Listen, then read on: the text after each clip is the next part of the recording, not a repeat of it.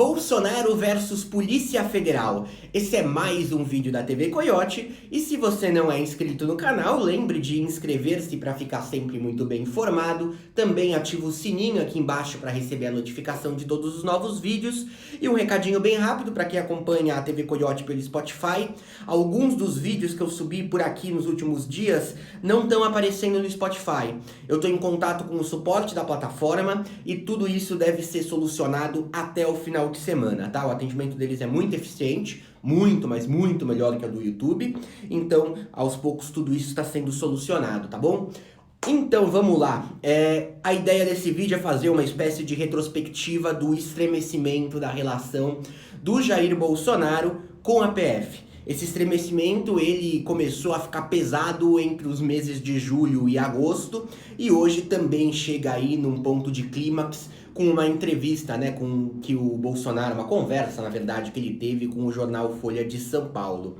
O Bolsonaro comentou, abre aspas, o motivo foi a troca de 11 superintendentes sem falar comigo. Fui sugerir para o Rio um de Minas. Aí teve uma reação toda, isso é babaquice. Babaquice, ele se refere à reação dos membros da Polícia Federal sobre uma mudança que ele anunciou no mês de julho. Ele anunciou a saída do superintendente da PF no Rio, o Ricardo Sade.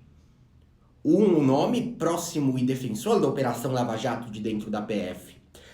Esse anúncio do Bolsonaro, ele não era por si só nenhuma grande novidade. O Ricardo Sade já ia sair do cargo, isso estava programado, com consentimento dele.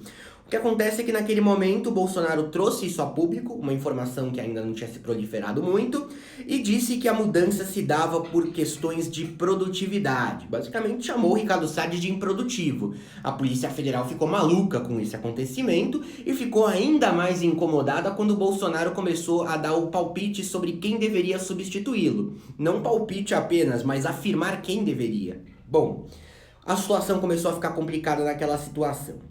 Em paralelo a isso, ele já estava criando uma relação mais complicada com o ministro da Justiça, Sérgio Moro. Notem o seguinte, Moro aceita o cargo do ministério no começo do mês de novembro do ano passado.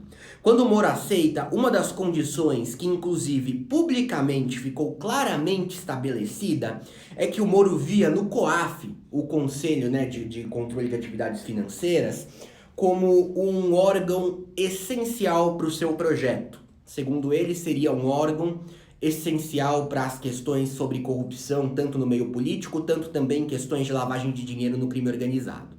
O COAF era um órgão do Ministério da Economia e Moro levava ele para a Justiça.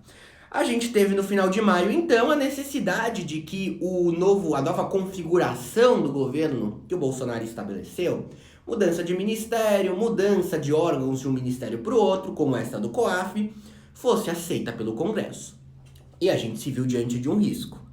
O governo basicamente teve que escolher. Tentar deixar o COAF com o Moro e correr um risco enorme de o COAF não ficar com o Moro e todo o projeto ser barrado, ou então ceder o COAF para negociar com o Congresso para que o resto da reforma administrativa se tornasse legítima. O Moro perdeu o COAF. Naquele momento, o Sérgio Moro falou, bom, perdi, isso inclusive publicamente, perdi o COAF, mas o Paulo Guedes me deixou bem claro, assim como todo o governo federal, que mesmo estando no Ministério da Economia, eu terei acesso fácil ao COAF e a equipe que eu montei enquanto ele estava no Ministério da Justiça vai permanecer. O tempo passou, de repente Bolsonaro decide, por decisão própria, sem ter aí questão do Congresso ter que aprovar nada, decide transferir o órgão para o Banco Central. Transferir o órgão para o Banco Central significa, primeiramente, que Roberto Leonel, o escolhido do Moro para dirigir o COAF, ia ter que cair fora. E ele caiu fora agora no mês de agosto, no comecinho do mês de agosto, final do mês de julho.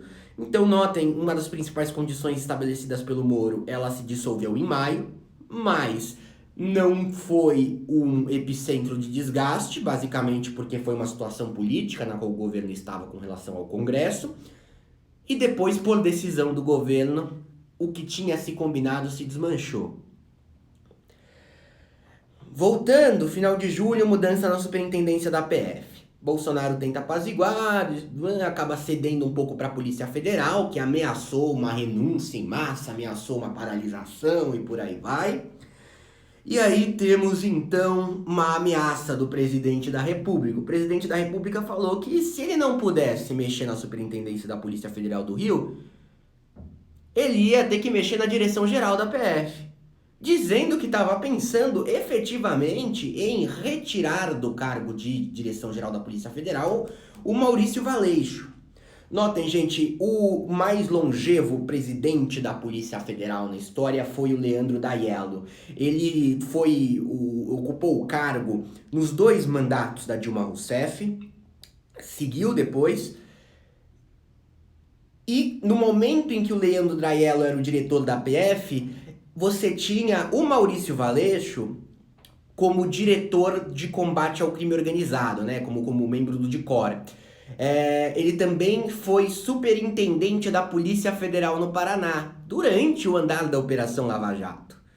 Então, apesar do Daiello ser de um governo petista, a PF teve as suas operações que atingiram o PT, principalmente, como central a Operação Lava Jato, durante a gestão dele na Polícia Federal. Ele não era próximo do PT, não dá pra dizer isso de forma alguma. Em paralelo a isso, e era uma pressão muito grande para que ele não fosse retirado, inclusive, pelo governo Dilma Rousseff. Em paralelo a isso, você tem agora a decisão do Moro de colocá-lo lá, o Valeixo, dizendo, olha, esse cara aqui fez parte da eleição do Daiello, eu gostava da gestão do Daiello, ele era diretor da Polícia Federal lá no Paraná, gostava dele como diretor da Polícia Federal do Paraná e eu quero que ele seja o novo comandante-chefe da Polícia Federal. Bolsonaro começa a aventar a saída dele numa demonstração de que eu mando. Gente, tradicionalmente, o cargo de chefe da Polícia Federal, ele é escolhido pelo Ministério da Justiça. O presidente tem sim o direito legal de trocar, mas existe a tradição de que o ministro da Justiça que define isso de forma bastante clara. O Bolsonaro, quando também prometeu o COAF para o Moro, deixou bem claro que ele teria total liberdade à frente do Ministério da Justiça e Segurança Pública para fazer o que quisesse com o dinheiro que tivesse disponível e que ia ter esforços para deixar o Ministério bastante irrigado na medida do possível. Então a gente observa o Moro perdendo a promessa do COAF por decisão única e exclusiva do Jair Bolsonaro. A gente observa o Bolsonaro trabalhando para enfraquecer e ameaçando tirar o Valeixo da direção da PF, contrariando a promessa de autonomia ao Sérgio Moro.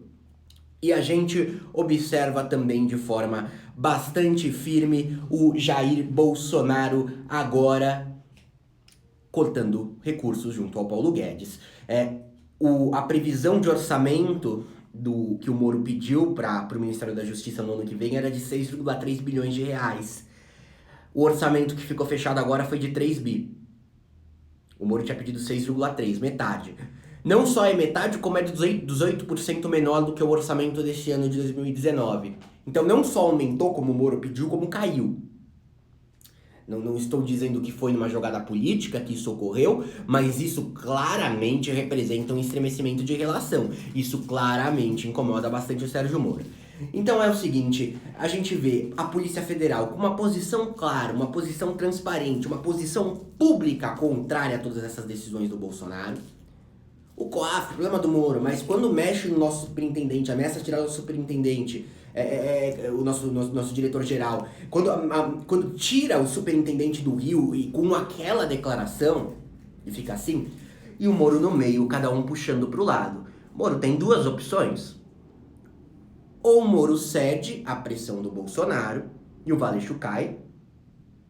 A postura pública é de não, o Moro tem liberdade para manter ele no cargo e uma decisão final dele. O Bolsonaro disse isso para a Folha hoje, ele deu uma recuada. Mas claramente não dura. Se durar até o final do ano, não dura muito no ano que vem o Valeixo na direção. Ou o Moro cede e fala, tá bom, o Valeixo sai, eu aceito. Ou o Moro se demite. E são 2 posições muito delicadas. Notem a matéria de capa hoje do jornal Estado de São Paulo. Jornal Estado de São Paulo, com a postura que costuma ter diante de Sérgio Moro. Bolsonaro e Moro tiveram conversa áspera sobre troca na Polícia Federal, se referindo a uma conversa que os dois tiveram na última quinta, dia 29. E aí tem o dilema do Jair Bolsonaro também. Eu coloco eu mantenho o Moro, podendo perder um pouco da minha autonomia, ou eu tiro. Então a gente tá vendo essas duas brigas e a relação entre Bolsonaro e Polícia Federal, pelo menos de forma provisória, meio que já era. A questão é a seguinte: o Moro vai tomar postura de defender a Polícia Federal e os atuais integrantes da Polícia Federal, ou ele vai tomar uma postura de ficar do lado do Jair Bolsonaro? Se ele tomar a primeira postura, ele corre o risco de perder o seu cargo. É isso, gente. Espero que tenha ficado bem claro, tá? Eu fiz esse vídeo sem roteiro, porque é uma só não tem os nomes aqui, porque é uma retrospectiva de tudo que tá acontecendo nos últimos tempos. Eu fiquei gripado em agosto, não consegui cobrir direito toda essa confusão que tá se estabelecendo. Dê sua opinião aqui embaixo, tanto sobre o vídeo, tanto sobre essa questão em si, sobre a relação estremecida de Bolsonaro e PF, e a relação complicada que tá tendo com o Moro também. Um abraço e até a próxima.